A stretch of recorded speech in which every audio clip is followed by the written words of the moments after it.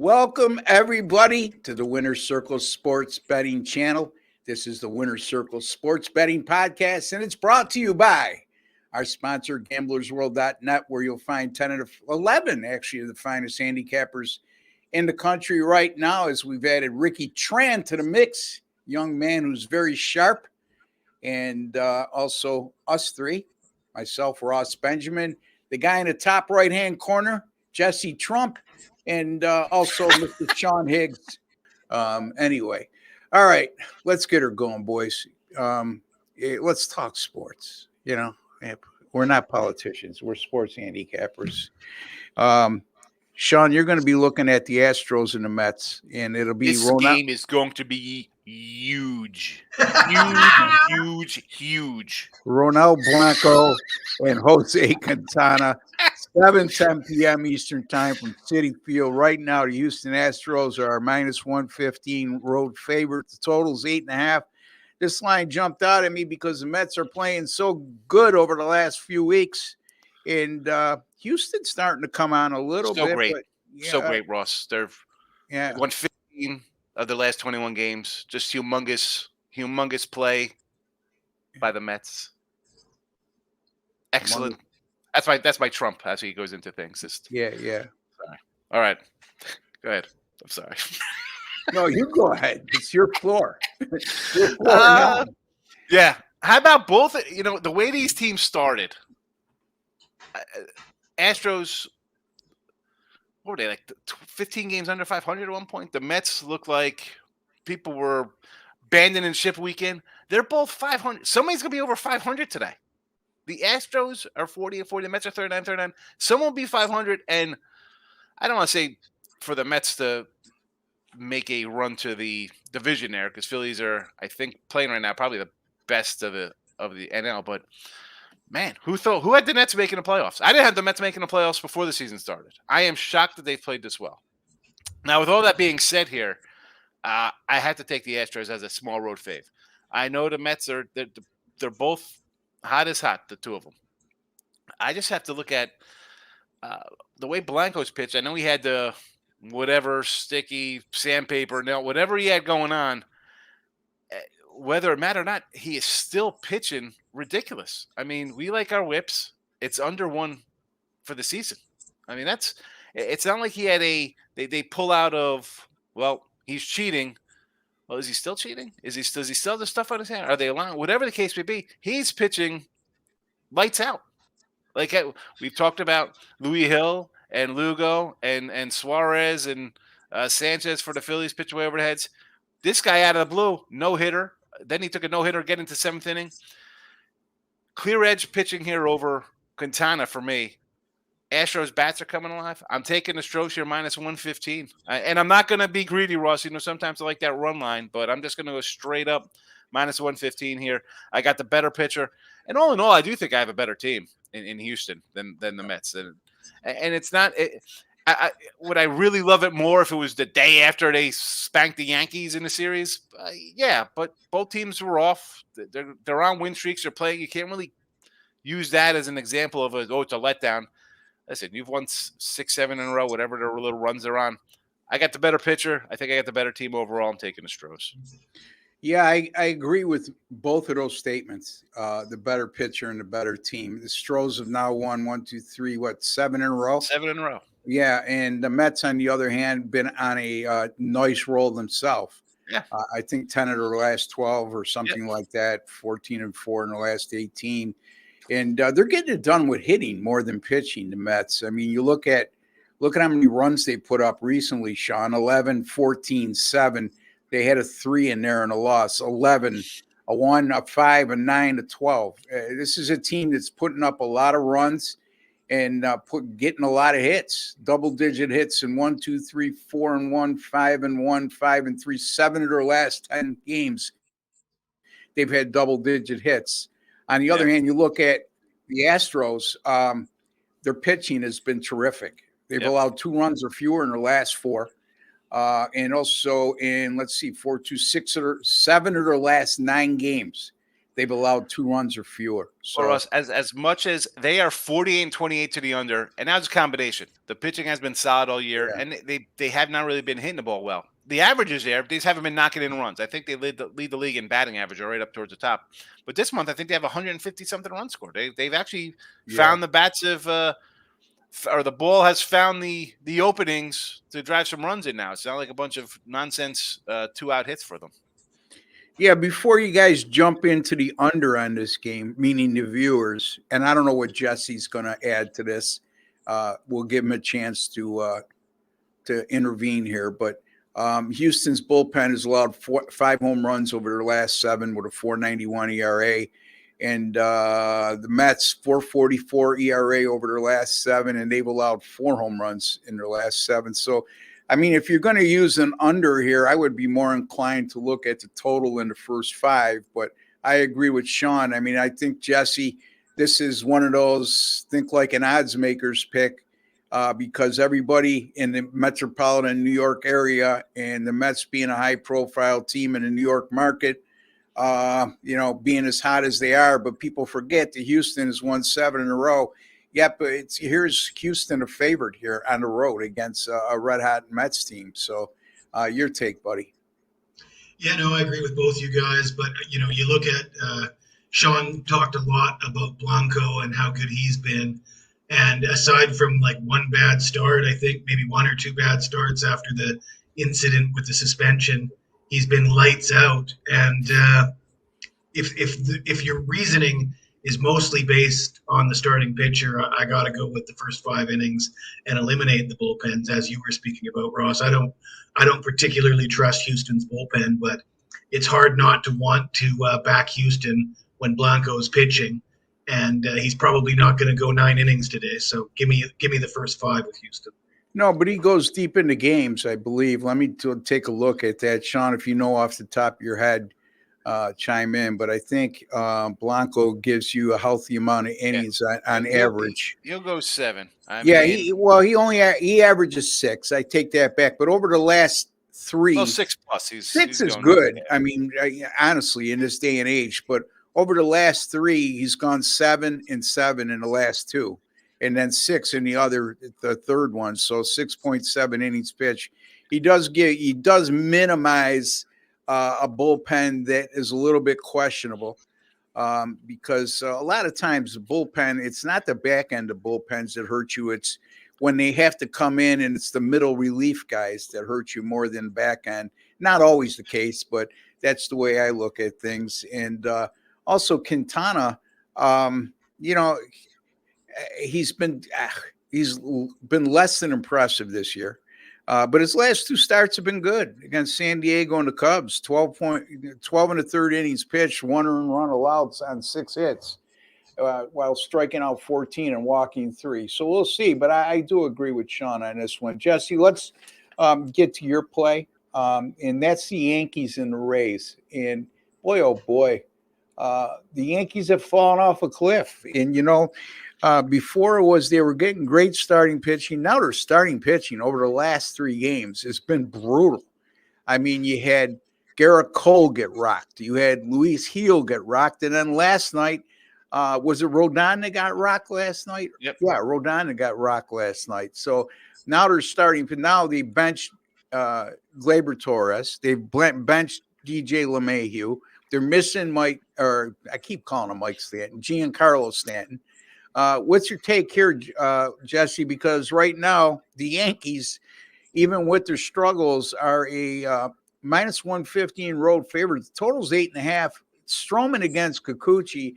Kikuchi coming off a terrible outing, but you know what? You look at his history against the Yankees. He's pitched awfully well against the Yankees, Jesse. I'm going to look at the total, Ross. Stop the presses. The Blue Jays are hot. Back-to-back wins. They scored 18 runs. And George Springer, a guy that's been just brutal for the first half of the season, all of a sudden 3 home runs and 6 RBIs the last 2 games. And Sean and I were talking off air. I think we're certain that his protein powder and his supplements arrived in the mail from Balco, and he's feeling good about himself right now, George Springer. And the former Blue Jay Marcus Stroman comes in 2-1, 4.91 ERA in 4 starts in June. All 4 of those games went over the number. Kikuchi, his last 2 starts, 9 runs on 15 hits in just 6 innings. So it wasn't just his last start, Ross. It's back-to-back poor starts. And then you look at the bullpens for both these teams.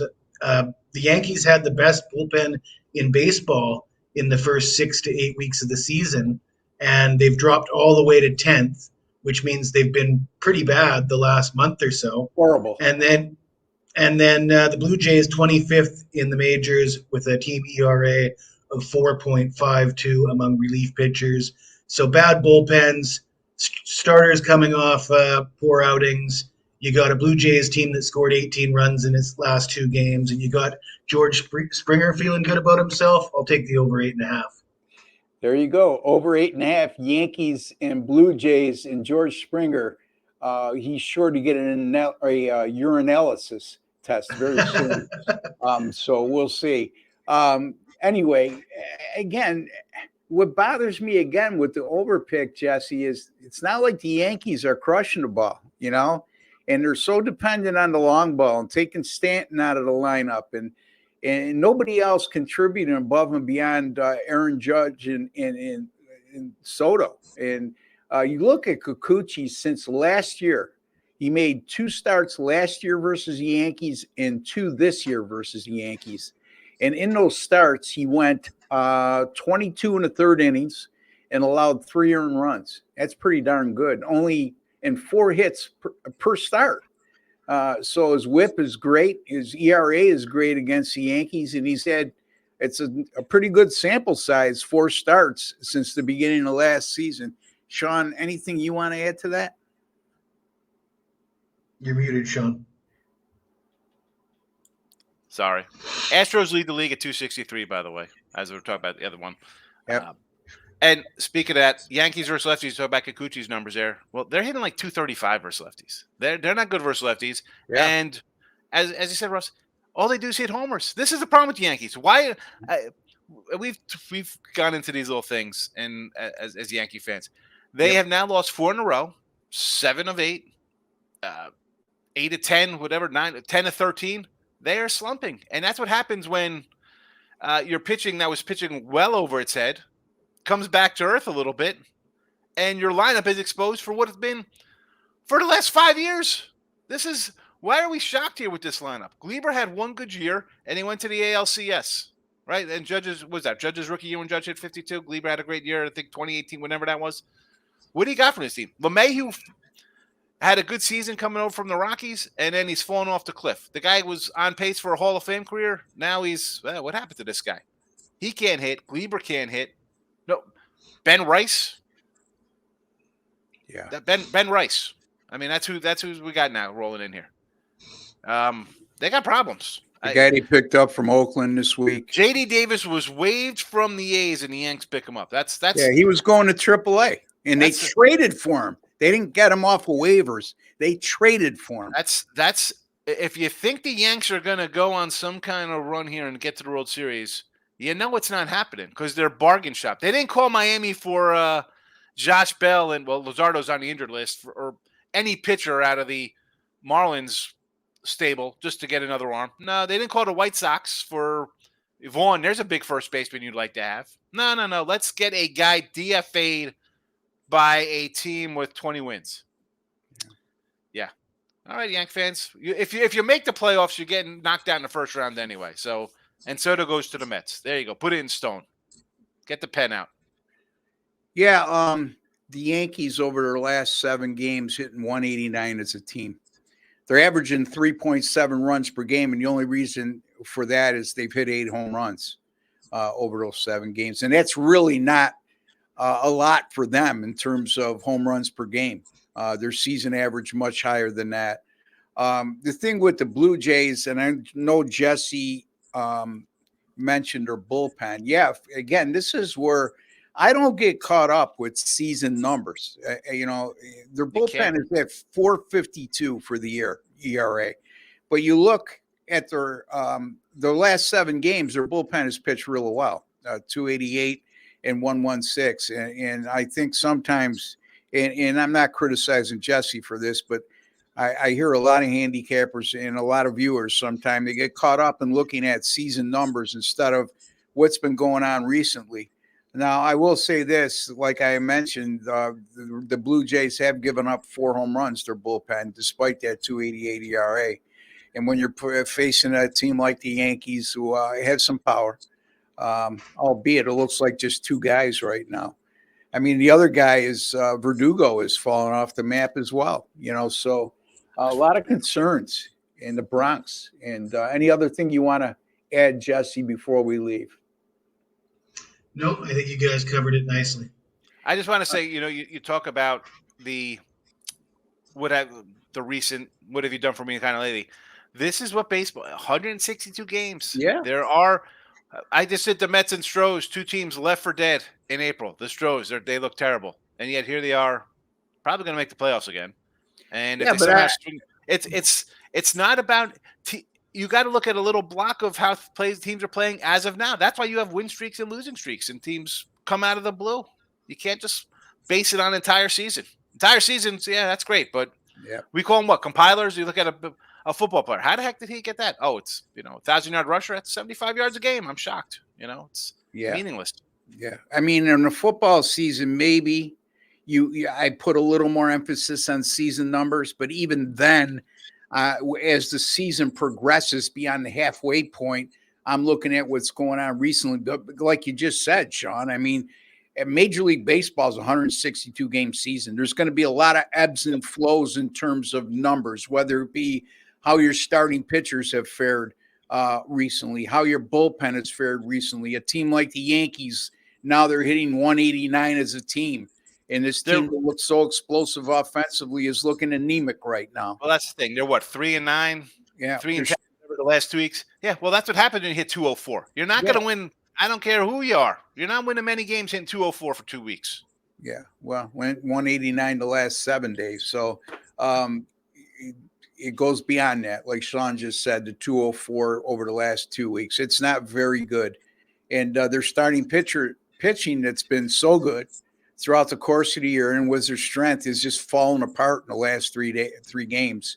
And the bullpen, Jesse pointed out, I mean, their bullpen was lights out early on, but I mean, over the last 3 weeks, lack of reliability, lack of performance, terrible. So again, we'll see. And it's not like it's the bottom half of their bullpen. You can't blame it on a closer because they haven't been able to use the closer lately because they're getting blown out.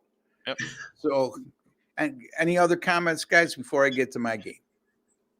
No. I'm ready for your game, Ross. All right. The Dodgers and the San Francisco Giants. It'll be Landon Knack for the Dodgers. It will be Logan Webb, for the San Francisco Giants. 10:15 p.m. Eastern time start. San Francisco right now is a -110 money line favorite. The total is 7.5. Again, that line jumped out at me with the Giants being at -110 against the mighty Dodgers, and the total 7.5. Landon Knack, he's made 5 starts this year, but he's been extremely effective in those 5 starts. A 2.10 ERA, 0.93 WHIP. Now, the negative side of the whole equation with Landon Knack is over the last, in those 5 starts, I should say, a 5.1 average in terms of innings pitched per start, which isn't a lot, okay? But, you factor in that the Dodgers bullpen over their last 5 games have been lights out, a 1.17 ERA and an 0.76 WHIP. You really don't have to depend on Landon Knack to go more than 5 innings and force him to get out of his comfort zone. And it looks to me like they're very concerned with teams seeing him in the 3rd time around in the batting order. So that formula has worked pretty good for the Dodgers between Knack being effective in the first 5 innings and also the bullpen. Knack is also facing a team that's averaging just 6.2 hits per game over their last 5. That's the Giants. The Dodgers had an off day yesterday. The last time they played was on Wednesday. It was a 4-0 win against the Chicago White Sox. And this is a Dodgers team this year, after a win by 4 runs or more, 17-4 to the under. And there's been only an average of 6 runs scored per game. Brandon Webb I've always liked him. Logan Webb, excuse me. 7 Go by homes. the I don't Diamondbacks, know why I Brandon Webb. keep wanting to say Brandon Webb. Logan Webb, a 2.06 ERA, a 1.06 WHIP, and averaging 6.9 innings pitched per start at home this year. And if you want the prototypical textbook guy who you look at home and away splits and the old cliche of Jekyll and Hyde, Logan Webb is ideal when it comes to that because his road numbers are terrible. His home numbers are extremely good. And that goes 2 starts against the Dodgers this year, true to form. He got killed at Dodger Stadium early this year. And then he returns home, makes a start at home against the Dodgers, and pitches 6 innings of scoreless baseball, allowing only 3 hits. So I'm going to go under the total here. I'm going to go Dodgers and Giants under 7.5 in this one. Sean? Well, I mean, you just look at the line. I mean, Webb favored here over the Dodgers. What's there to say here? The Dodgers, this is what they do with these pitchers. We saw Wisconsin, Anderson, Stone. Here's another guy.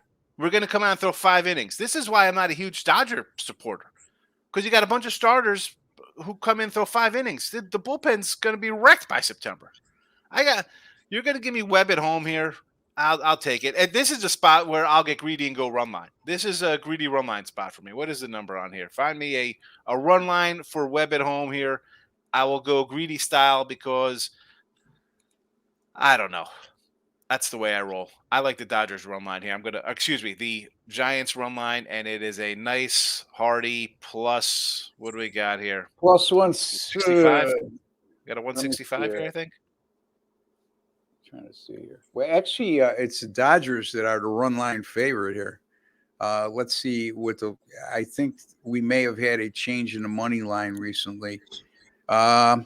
No, I mean the Giants are still a consensus. No, Webb's still favored. They just have them as a negative money line guy. But yeah.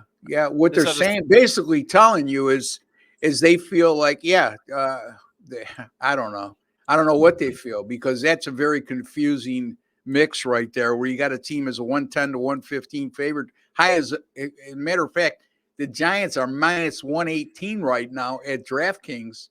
And then you look at the money line, Sean, and the Giants are right across the board. They are at Heritage right now, and at Bet Online you can get them minus 1.5, plus 162, and plus 163. So let's go with that. And there's other spots here. Let me see here. Actually, no, I take that back. They're across the board, anywhere from plus 160 to plus 170. So I must have misread that. My apology. So there you go. A big number. Having said that, so all right. So Sean, he likes the run line in that game, is his opinion. But the official picks today. Sean likes the Houston Astros minus 115 over the Mets. Jesse likes the Yankees and Blue Jays game over 8.5. Yours truly, Ross Benjamin, likes the Dodgers and Giants to go under 7.5. Jesse, tell the folks a little bit about what you got coming up this weekend, what you may have coming up tonight, or any hot streaks you'd like to fill the folks in on. No hot streaks for me, Ross. Pretty poor performance from me the last couple days. You know how it is. We got to own up to it when we're not performing as well as we'd like to. And that's certainly where I'm at the last few days, but that is a small sample size. And obviously the long-term numbers are still very strong. Remain confident. Just one game in Major League Baseball tonight, a little bit of a contrarian play. It's a bit of a shocker. If somebody does purchase it, they'll be in for a surprise. But I'll plan on pumping up the volume for Saturday and Sunday.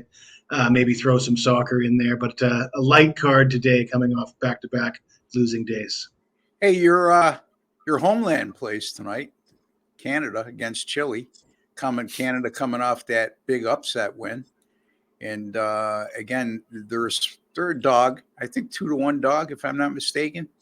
But Chile's a good team. You have any opinion on that, Jess?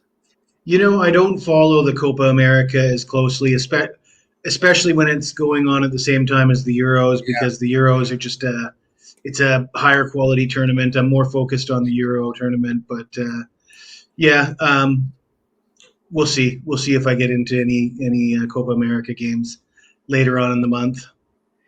All right, Sean, what say you, my friend? Well, you know what they say: chili today, hot tamale.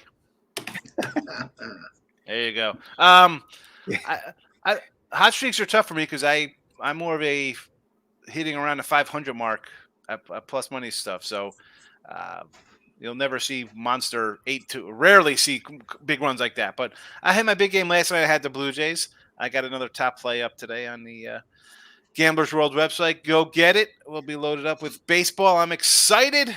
It's baseball time, and we're 57 days away from college football. So actually, what, 50? That'd be 56 days away from a football Friday. So we got college football August 24th.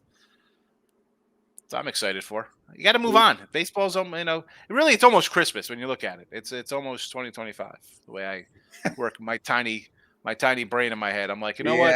It's really July, which means it's August because there's a holiday involved, and then it's my birthday in Vegas, and then school starts, and then it's Thanksgiving, and then it's the Super Bowl. So it's almost football season of 2026, actually. So yeah. I'm looking forward to 2030 myself. Anyway, I don't know, Sean. Sometimes I just scratch. Think about it. Listen, it's July. July's going to fly by because it's baseball, and then everybody be talking about football, and then next thing you know, it's going to be bowl season and Christmas and the Super Bowl. And you'll be like, wow, it's baseball season again. Yeah, it's going to go really fast. They all go fast. Football season goes fast. I live in the moment, So anyway, you could find me over at gamblersworld.net. I'm a modest 8-5 the last 7 days with my Major League Baseball picks. Boy, oh boy, the comment section on my videos on this channel and other channels, I went from being a GOAT in the best of all time to all of a sudden, I don't know what I'm talking about in the last week. And it's like I went 8-5. Yeah, I've missed on some Major League Baseball free picks, but it just shows you the lunacy of our business. And if you allow it, you become loony as well. And I don't allow that. So in any event, folks, I have plenty of Major League Baseball in store this weekend. I am not a Canadian Football League handicapper. I don't do the WNBA. I don't do soccer. My sole focus right now will be on Major League Baseball until the NFL preseason launches. So, and I can't wait for that. But again, this is around the time of year where I went on a nice baseball run last year. So you can find me over at gamblersworld.net, daily selections. And like all of us, our single game and multi-game daily packs are all guaranteed. If you don't win, you don't make a profit. We will credit your account back the exact amount of your purchase price. That's not a sign of lack of confidence, folks. That's a sign actually of confidence that if you catch us on a bad day, a bad week, we're confident that if you continue with us, we're going to make you a profit over the long haul. So take advantage of that offer. All three of us, the leaderboards are right up at gamblersworld.net right now. You can see who's hot, who's not only overall, but in every specific sport. And again, gamblersworld.net, folks. And also, if you have not subscribed to our YouTube channel, which is the Winner's Circle Sports Betting channel, take a second to do so. Click the like button underneath to like us, and also the subscribe button to subscribe to our channel. And while you're at it, go into your YouTube settings and click on the alert notification bell for the Winner's Circle Sports Betting podcast. You'll be notified immediately upon any of our future podcasts going up on our great channel. All right, Jesse, tell them what you want them to do with the like button. Smash that like button. Smash that like button. Just a small token of your appreciation for the time, work, and effort we put into bringing you a quality podcast each and every day, and to making you a smarter sports bettor today than you were yesterday. We'll be back Monday. Sean will be joined by Doug Upstone and Chip Chirimbus, I believe, at that time, and Sean will be your host. And One other thing before I leave, Sean's a volume handicapper, and I discussed this with him off air, and I discussed it with the owner, Jim Quinn. A lot of you get scared away by the volume of players that Sean might give out, even though he posts winning records. I would ask you this: how would you like to see Sean put up a VIP club in addition to two separate things? VIP club with his best 1 to 3 picks per day, and then also a club with all of his picks. In your comment sections, let us know. Would that make it easier to buy picks from Sean and not scare you away that you're worried about too many picks? So let us know. We appreciate your feedback on that. But until the next time, for Jesse Schule, Ross Benjamin, and Sean Higgs, take care and God bless, folks.